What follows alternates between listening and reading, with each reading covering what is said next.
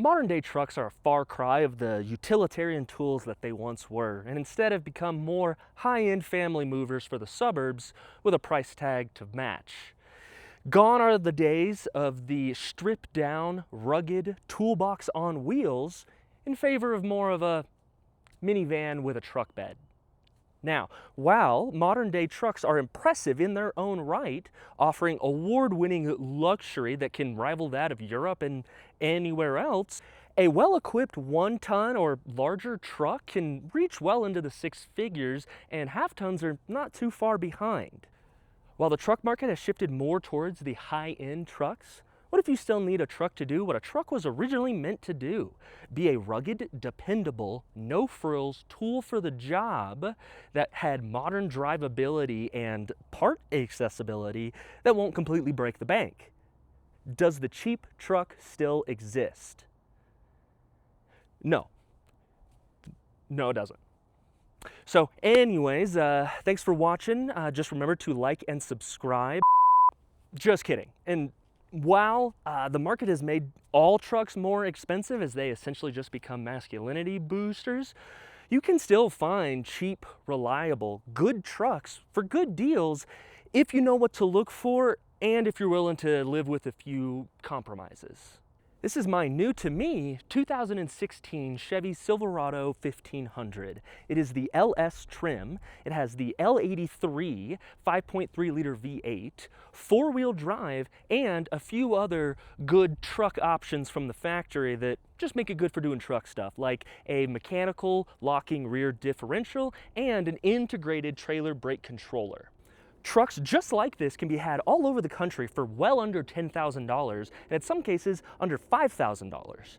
The private party Blue Book value of this particular truck, with an accurate condition assessment, is between $4,000 and $6,000.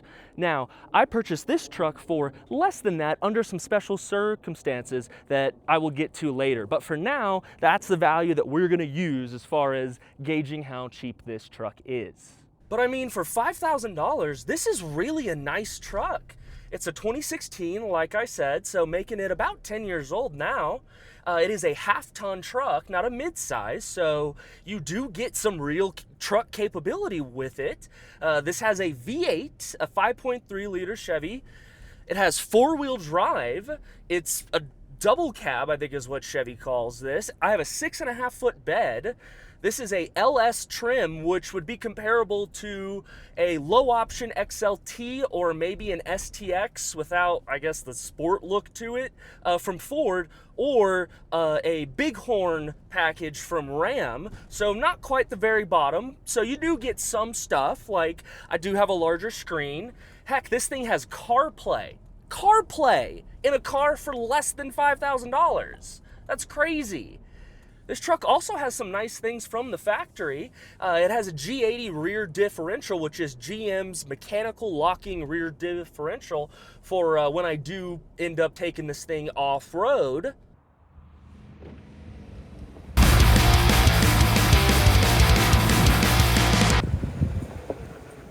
Now, it's probably not going to be anything super crazy. I mean, I'm still only running on 31s and independent front suspension, but hey, if I ever need to get somewhere, maybe to go recover a certain Jeep, I know that I'll have the capability to do so. I also have a integrated trailer brake here for when I tow, and again, I will be towing a certain Jeep. So that's nice to have just for, you know, peace of mind. And I mean, this being a half-ton truck, if you throw my Jeep up on a trailer, a flatbed, and tow it behind this, you're looking at about 6,000 pounds behind this thing. And that is towards the higher end of what these trucks can really do, but it's still plenty capable. I mean, I've already had to tow the Jeep once with this truck, and that was the day after I bought it. Before I get too deep into the weeds of this particular truck, I know a lot of people are going to be asking, heck, maybe it's the reason you clicked on this video, but they're going to be asking how? How can I find a reliable, capable, newer pickup truck for cheap? This being a 2016 half-ton truck with a V8 engine, 4-wheel drive, and less than 200,000 miles, If you go to any dealership in the country that has a truck like that on their used lot, that truck's gonna be $15,000 to $20,000. So how can somebody just magically find a truck like that for half, if not a quarter, of that price? The answer is actually pretty simple, although it's often overlooked, but that's mainly just because you're not gonna find a truck like this using traditional search methods for finding late model used pickup trucks on dealer lots and private party. You see, this truck, this is an ex-fleet truck. A company owned this truck and used it as a work truck, and when they were done with it, they sold it off for cheap. Now, I know there's going to be some hesitation about that, as there's a pretty big stigma of these trucks being run hard and put away wet. And to an extent, that is true, but there's some big caveats to that.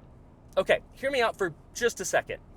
Companies that are in the trades, whether it be HVAC, plumbing, electricians, lawn care, whatever it may be, they buy trucks and vans like this to get the job done. You've probably seen some in your neighborhood or even at your own house.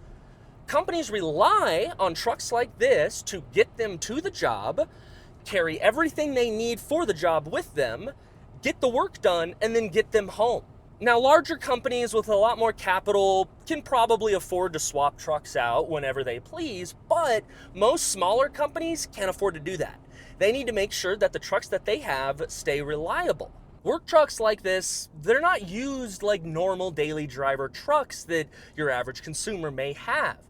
Companies see these trucks as tools for making money. And companies love money. They can't afford to have trucks like these down for repairs or maintenance when it could be out making them money. If it's down, they're not making money. So, if it's going to cost a little bit of money to make sure that these trucks are properly and regularly maintained and have all of the service that they need to ensure that this truck is ready to go on first start as many days out of the year as possible, companies are going to spend that money to make sure of that, because most likely they're going to make that money using this truck the way it's supposed to be used. They don't really care about the cosmetics to an extent. I mean, probably a little bit to make it more presentable on a job site or whatever it may be, but dents, scratches, dings, all that, that's just collateral damage. Also, in talking about how these trucks make companies money, that's kind of also how they can sell them off for cheap. Because, again, these are tools, not your average car. Companies typically aren't concerned about resale value on vehicles like this because they've been able to write it off pretty much the entire duration of their ownership. They don't owe anything on it. They've gotten the money out of it that they needed. And so when it's time to sell it, they just need it gone. Often it's taking up space because they have new trucks coming or already there, and they don't want to have to worry about paying more for additional registration, insurance, those kind of things, so they're ready to just get rid of them. Now, yes, a lot of these trucks have been used hard, and most of them are going to require some level of attention, but when you're shopping for one, if you know what to look for, you can find the trucks that have been used much less than others, because there definitely are trucks out there that may look rough around the edges, but saw nowhere near the same level of work that other trucks did. And things to look at are going to be, what was the truck actually used for? What trade was it involved in? What did it do on a day-to-day basis? Was it a superintendent's truck who just needed it to get to and from site and around site? Was it a spare truck that sat for a while? Does it have a lot of engine hours and not a ton of miles on it, showing that it was sitting idle somewhere for a while? Was it used to tow heavy and tow often? Was it used to haul stuff in the bed? Is there stuff in the bed, like maybe it's a service bed, maybe they have a cap on it because they have a whole tool set up in there, maybe it was a ladder rack. All these kind of things to really pinpoint down the story of that truck so you can say, okay, I know what this truck was doing for all of these miles. And it really helps when companies have service records that they've done, and most of them do keep that really for their own sake. At this point, you might be thinking, That sounds great. I would love to have a truck that is dependable, reliable, newer, and cheap. And I don't really care about the cosmetic of it. It just needs to get the job done. Where do I find one? Because I did say you're not typically going to find a truck like this using the traditional search methods for used trucks. The big one's going to be auctions, whether that be larger commercial fleet auctions of just construction company trucks, anything like that, or government auctions where local governments will auction off their fleet trucks that were water trucks, road trucks, parks trucks, anything of that nature. And whether it be internal through the government or whatever company owns these trucks, or external when sent to a equipment auction house that also is going to have things like construction equipment and just large heavy equipment. Oftentimes you can go on to the websites of these auction houses and filter by pickup trucks and go through there. If you're willing to play the auction game, you can definitely find some really good deals on some trucks, but there is the risk of it being an auction. If you're not willing to play the auction game, you're really just looking to find a deal that you can get done quickly on a good, cheap, reliable truck without the hassle. A lot of smaller companies that have fleets of 5, 10, maybe 15 trucks, when they're ready to get rid of those trucks, they often will list them for sale on places like Craigslist or Facebook Marketplace, really anywhere that they can do so for free. You can go look through there and see what you can find. If you see a company that has a fleet of trucks, maybe a fleet of older trucks, and you're just curious, maybe you can call one day and say, hey, when are you looking to get rid of some of those trucks? I'd be interested in buying one for cheap and getting it off your hands.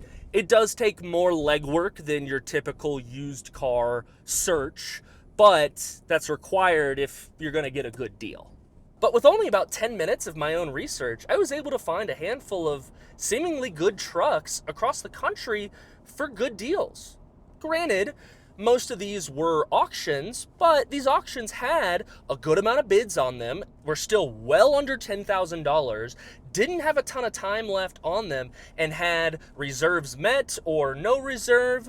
Or you can go look through the sold list at some of these auctions and see trucks that sold for well under $10,000 that are nice trucks. If you're willing to do the legwork, whether that be going through these auction houses or boots on the ground finding one locally through a local company, you can find really good trucks for really good deals. Now, I mentioned that I got this truck under a set of special circumstances that allowed me to get it for cheaper than Blue Book, and I don't expect anybody else to be able to get the same kind of deal that I did, which is why I'm using that Blue Book value to represent what you could expect to pay for a truck like this somewhere else. How that came about is I found this truck locally. It wasn't listed for sale anywhere.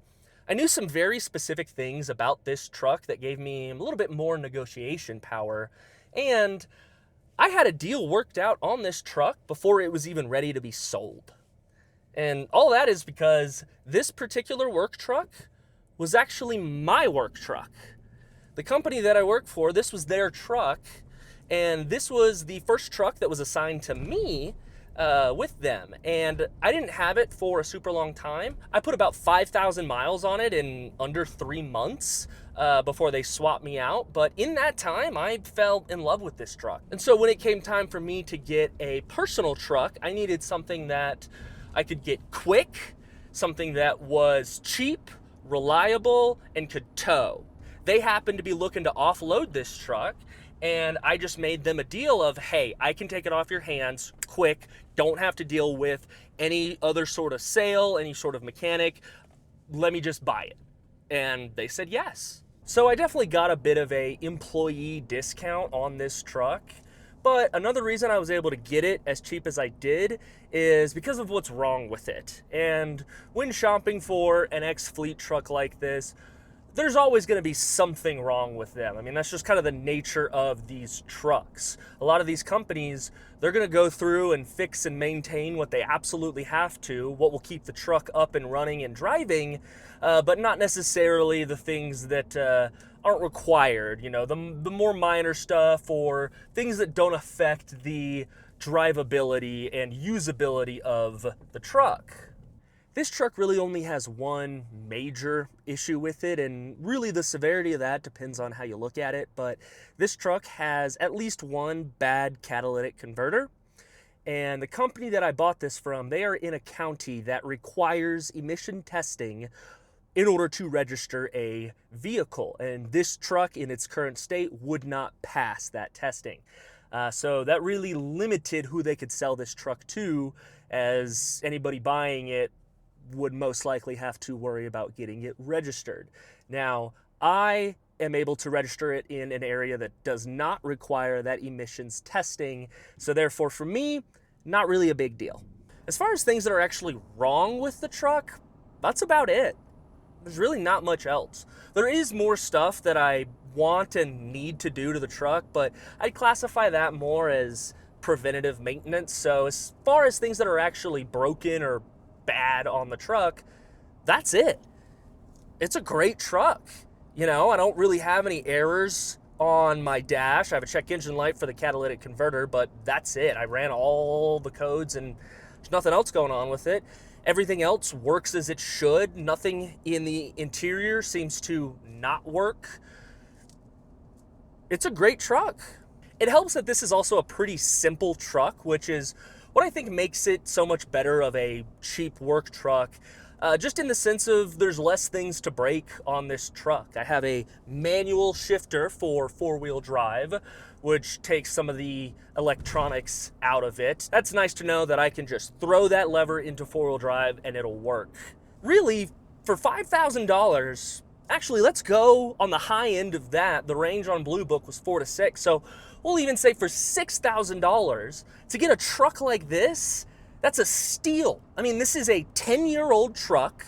Yes, it's higher mileage, but 189,000 miles, and it was a one-owner truck. The company I bought this from bought this truck new and put all of the miles on it and maintained it through all of those miles. But even then, it's still a modern truck. I still have regular conveniences like cruise control, I have Apple CarPlay, I have air conditioning, I have automatic headlights, I have power mirrors, I have power windows, and not only do I have power windows, I have power automatic windows for the front. The front two can just go down. And you may have seen this truck doesn't have back seats. It did come with back seats originally, but sometime early in its life, that company removed the back seats as they kind of got in the way for how much storage needed to be put in the back seat area. And frankly, I don't mind it. I don't have any friends. They're not really gonna sit back there. And it was surprising that even though this is the double cab, or essentially the replacement for the extended cab, just with regular operating doors, how much stuff I could fit back there. Like all of my power tools, everything that I needed when I was actually using this as a work truck fit back there just fine, which was fantastic. While this truck is mechanically close to flawless, cosmetically is a mixed bag. You see, this truck was wrapped with company logo and livery and all that, and it was wrapped just about when it was new. So for 10 years, a wrap was sitting on this truck, and on like the sides, that actually kind of helped protect some of that paint, but over 10 years, that wrap kind of baked into the hood and the roof out here in the Colorado sun. And when that was removed, a lot of the adhesive stayed with, and it's not the most appealing thing. I don't love it, but it's not that big of a deal, considering I do plan to work on it and see if I can clean it up a little bit. Thankfully, it's mostly just on the surface, so if I take something like a rubber eraser wheel to it, I can probably clean it up, and then with a cut and buff, it won't look that bad. There are scratches, dents, all of that kind of stuff on this truck, and I don't really care about those, but that adhesive doesn't look great, and I, would like to at least clean that up, but that just becomes another weekend project for me. It's not even really a problem with the truck. So what do I plan to do with this truck? Well, really, at least for now, not a whole lot. This will be my daily driver, and I'm gonna need it to stay reliable and dependable. And I need to have at least one car that actually works, considering I have another one that doesn't. But I do have a few things planned for this truck. A lot of it's going to be preventative maintenance, and most of that is going to be mainly centered around the transmission, as this truck has the GM 6L80 6-speed automatic, which is a fairly stout transmission, but they can tend to get a little hot, and when they do, they tend to break in the form of failed torque converters, burned up clutches, and most of the time you're looking at a complete rebuild or just a brand new transmission, which would cost me about the same amount that the truck itself did. So for now, I'm going to do whatever I can to prolong the life of that transmission, keep the temperatures down, keep the thing cool, as I do plan to tow with this truck. I plan to tow the Jeep a good amount.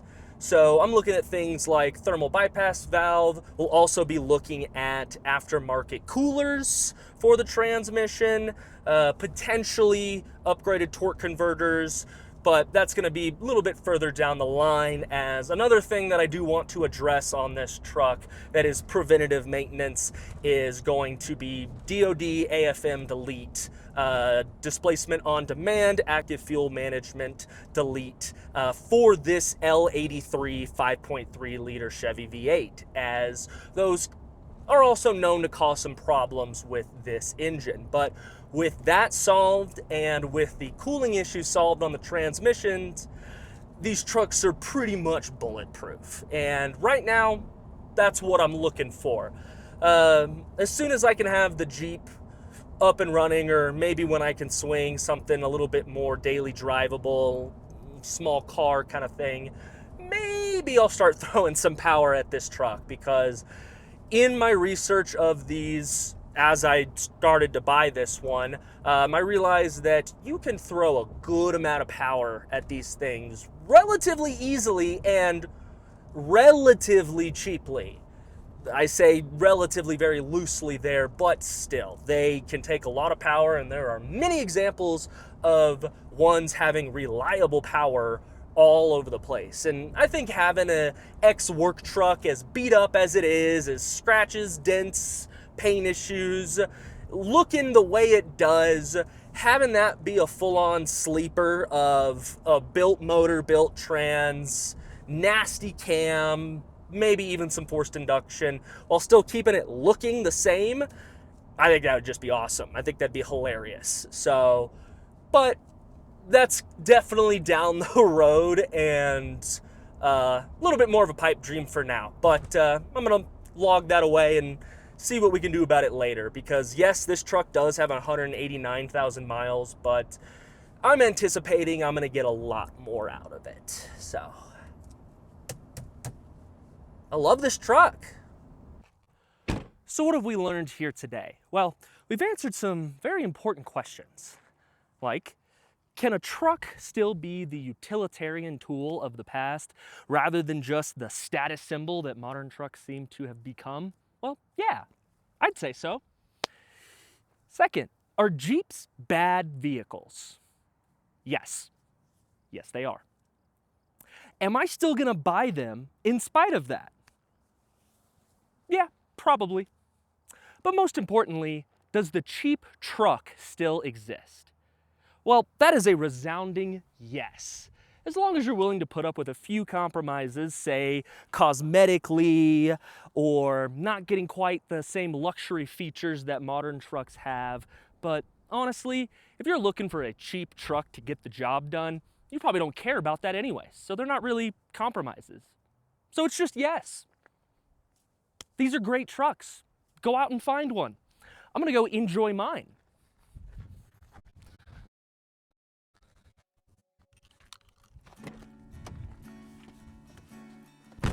If you like the content that I make, please consider liking and subscribing.